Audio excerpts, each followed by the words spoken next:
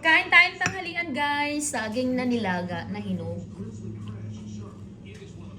Sarap. Tapos ang ulam ko guys ay yung dilis na nilagyan ng kamatis, tuyo. Much na much.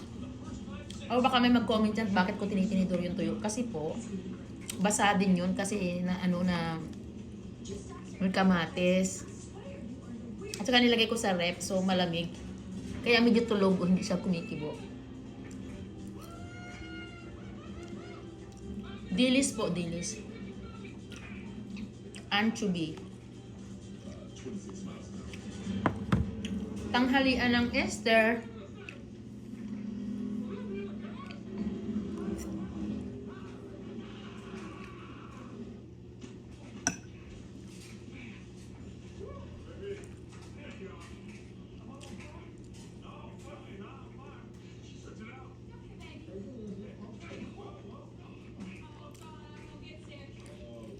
Galing lahat ito sa Pilipinas, dala ko.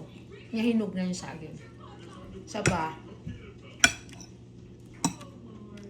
Nilagay ko din siya sa rep para malamig. Sarap. Hinog. Mahal kasi dito ng saging pag bumili ka. Naka-frozen pa. Kaya nagdala ako. Ngayon, nung pagkalaga ko, nilagay ko din sa rep. Nasa freezer para hindi siya masisira. Ito naman yung mga kakainin ko nakalagay lang sa rep.